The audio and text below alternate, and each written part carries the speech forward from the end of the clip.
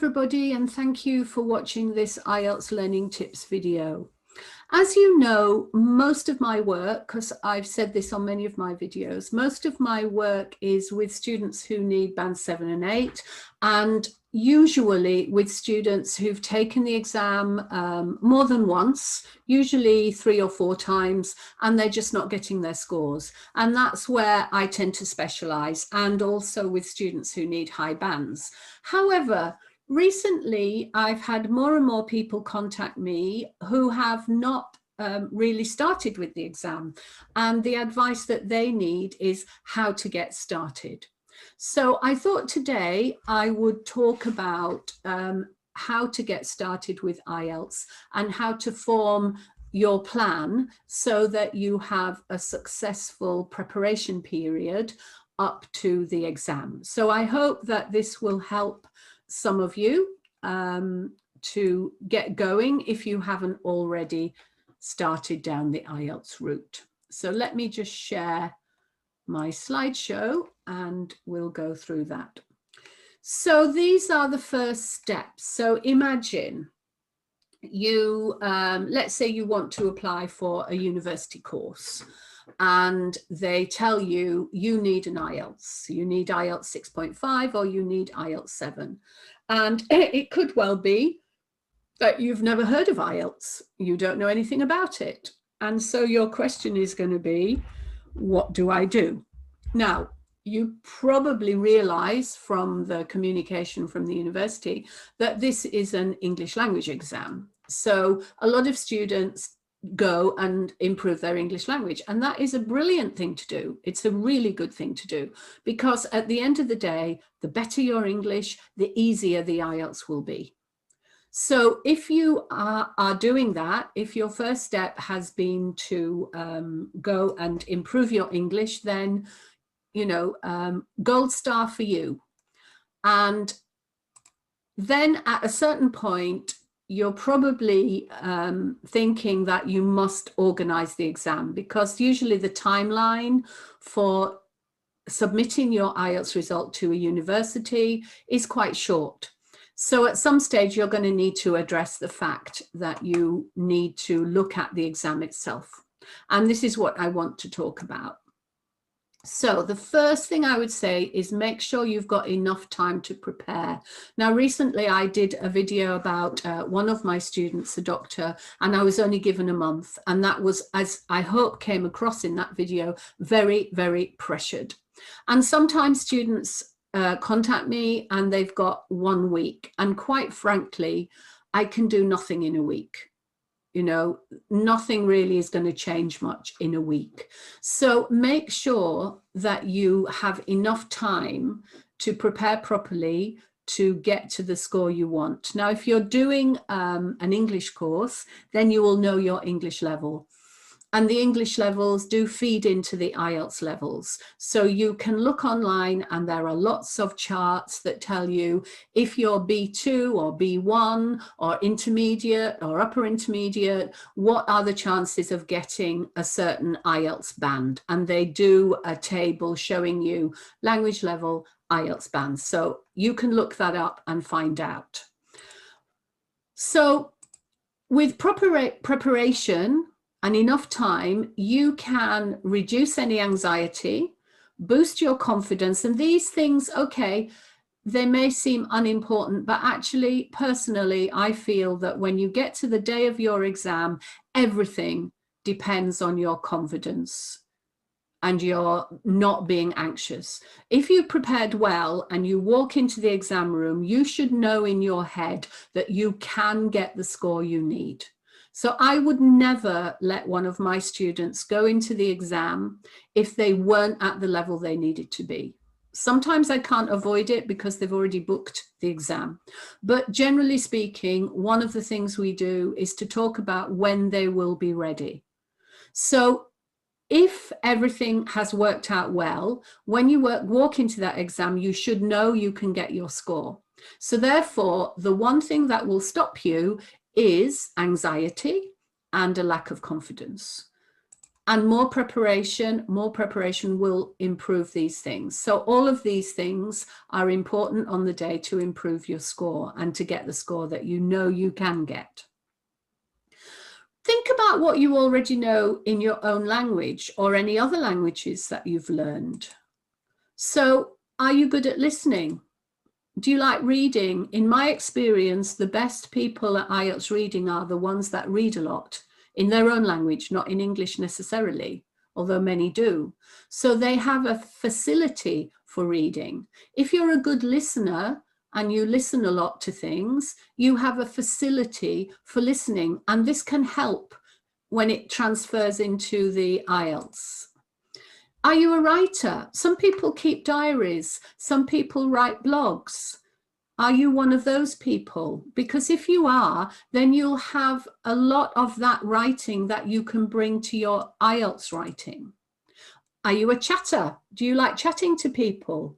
I've known people who could manage well in a foreign language, even though they spoke very little of it, because they were good at chatting and they had a lot of emotional a lot of emotional connection with the people that they met. So it doesn't have to be a facility in language. And if you are a chatty person and you enjoy talking to people, then you'll probably find that the speaking will be something that you're good at. Are there things that you don't like? Maybe you're one of these people that hate reading. I've had lots of students tell me how they hate reading, they never do it.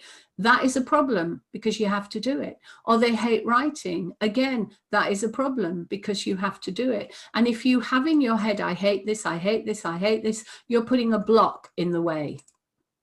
Maybe you're quite shy and you don't like talking to people much. Again, that could pose a problem in the IELTS. Or maybe you're impatient and you can't be bothered listening to what people say. And again, that could block you in the listening. So some of these things can help you with your IELTS, so it's worth thinking about them. Okay, firstly, find out your level. If you don't know, there are lots of English tests online. And they will give you, usually it's a common framework level like B1, B2, C1, C2, like that. Or some are more elementary, intermediate, advanced. It doesn't really matter. Again, you can correlate that with an IELTS potential score.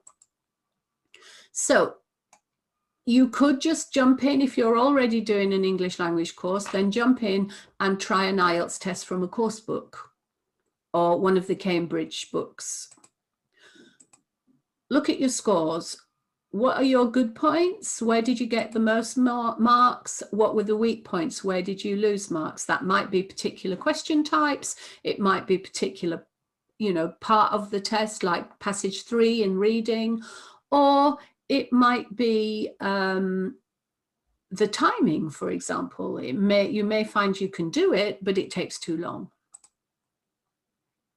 It won't predict your score in the exam, really, but it will give you an idea of where you need to focus your work and your practice. And now you make a plan. So don't take this to jump in and get your test, unless you've got completely 9. But if you take one of these tests, it won't be checking your speaking and it won't be checking your writing particularly. So I wouldn't jump in and book your test. Now you start to plan your study. Okay. So if you've got somebody else to work with, a colleague or a fellow student, that's a good idea. You might find an online group. There are lots on Facebook. I have a group on Facebook. The details are above this video. I also have my club, the details again, and those are groups that you can work with my oversight, of course. You might want to go and find an IELTS course and an IELTS teacher. If you find a qualified IELTS teacher, they will be an English language teacher, which means they can help you with grammar, they can help you with everything. Some of the sites online may not be proper IELTS teachers. They may be people who've just got experience of IELTS, in which case I would be a little cautious. some will be good, and there's a lot of stuff online which is really not good and not accurate. So, but a qualified IELTS teacher will be a qualified English language teacher, so they'll know everything about English language. Not all have the training, so you just need to be cautious. If you don't have a big budget, then think about how to allocate the budget that you have. So it could be that you want to get started first and do a little practice on your own. And then once you get to a certain level, you will work with a teacher. That's quite a good plan. I find a lot of people prefer to work on the listening and speaking by themselves and get help with reading and writing. I would say that writing, if you want 6.5 or 7, you will absolutely have to, at some stage, work with a teacher, because it's just about impossible to do for that level by yourself. But don't leave it too late. As I mentioned before, if you come a week before your exam, there's not much that can be done in that short time. Okay, so your plan, don't just jump into the tests. Find a good IELTS course book, and that will give you explanations. So if you've got a problem with a particular question, it will explain how to do it. And don't forget, you need to keep practicing your English as well as your IELTS skills. The better your English, the better your chances of getting a high score. If you just do test after test after test, as a lot of people do, I know, then it will take a long time to reach your band.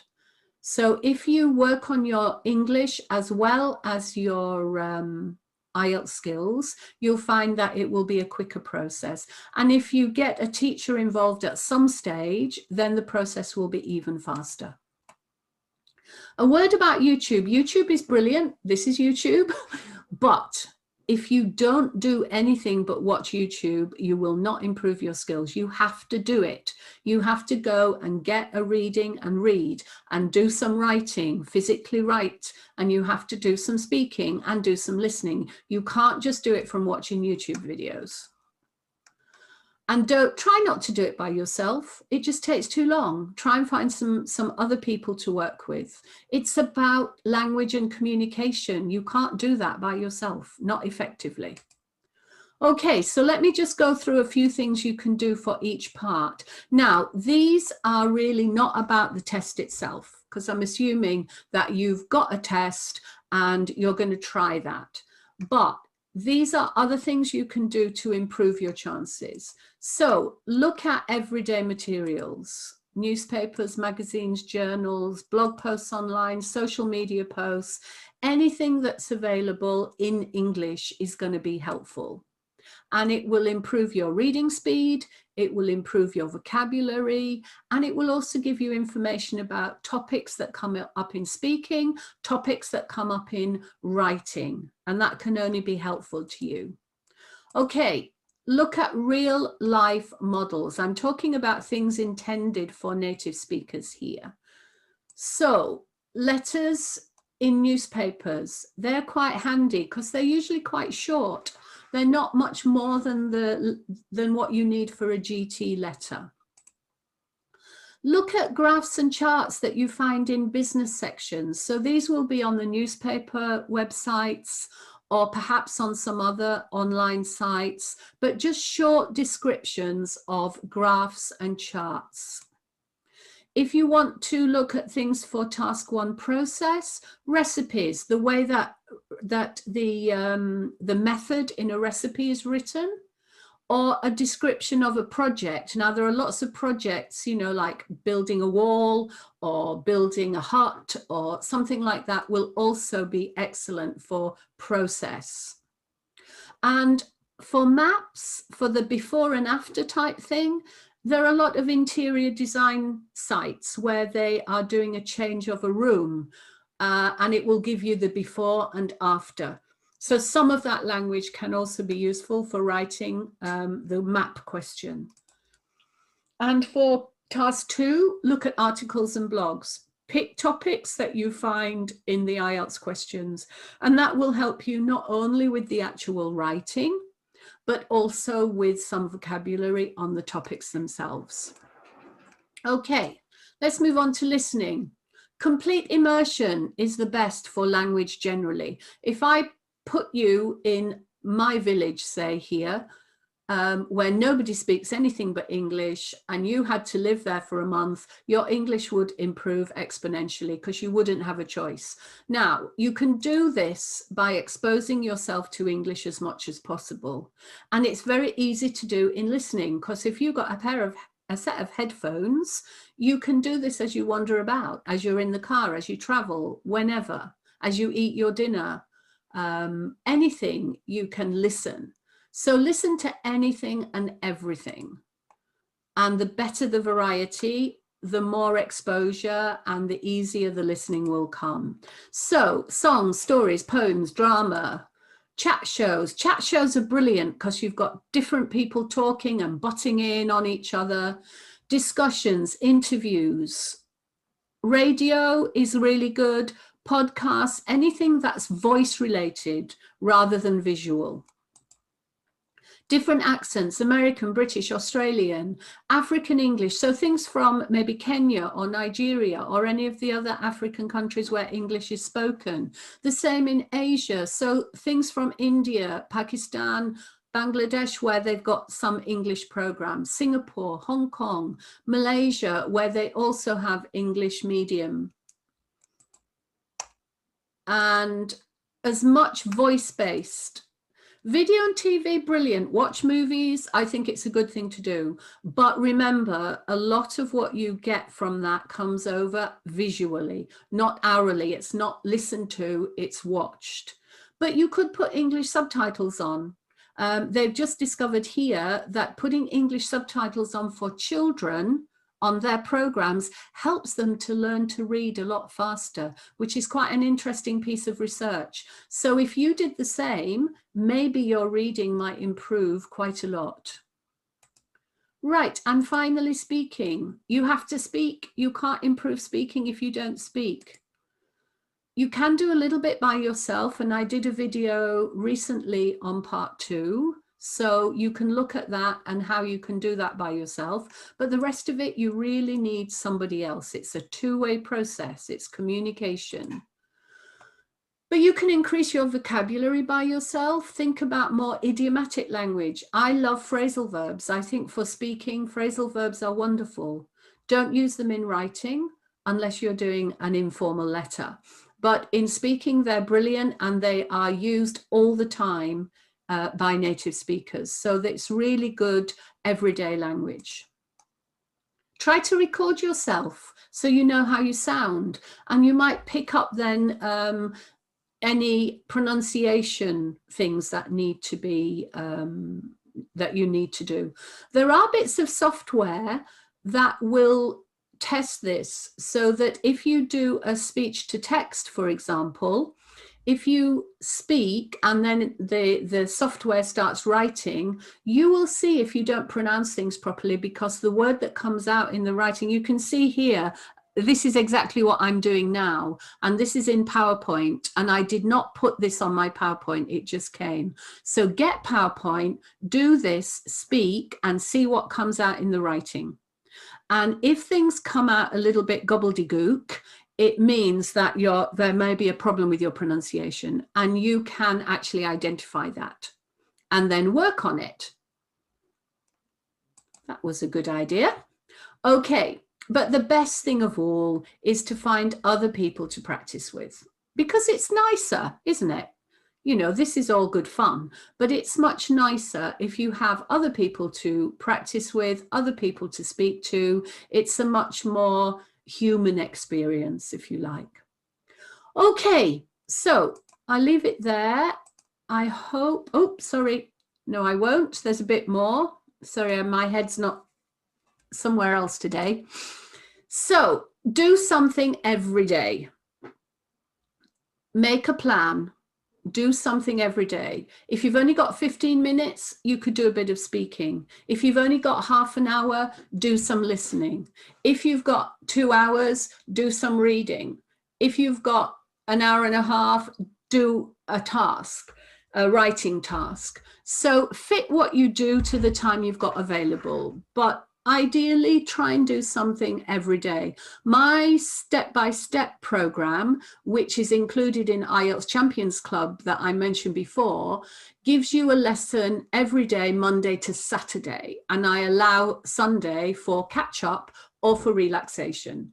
And I do have relaxing things on the website. There are some songs and things that you can look at, but it's good to have a little bit of a break. So if you do Monday, 6 days a week, and one day where you have a day off for things to bed down, that's also a good idea. But stick with your plan. Don't be up and down. Don't be, today fine, tomorrow not fine, because that will slow your progress. And thinking back to the student I worked with for a month, which was highly intensive, but we were really focused during that month and it was relentless. But sticking with your plan and focusing on your plan will be successful, no doubt about it. What you focus on improves. It's one of the rules of life. What you focus on improves. Okay, and get support where you can. As much support as possible, as much free support as you can, but there may come a time where you might just have to pay for something. And isn't it worth it if you can get the IELTS and move on with your life? And you'll see it. If you keep at your plan, you'll see it. So here are some things to do if you haven't started yet. Don't just jump into the IELTS tests. I think it's the worst thing to start with. When I was teaching IELTS in a school, we never used the IELTS tests until 2-3 weeks before the exam. Prior to that, we were working on improving listening skills, improving reading skills, improving timing, all of these small things that together accumulate to give you the best possible chance of getting your score. Okay, so if you're just starting out, then I hope that's helpful. There's an awful lot there that you can do. You never need to run out of things to do. And thank you for watching. If you want to get in touch with me, I would love to speak to you. Love to be in contact, and my details are above this video. And I'll see you all on the next video. Bye-bye, everybody.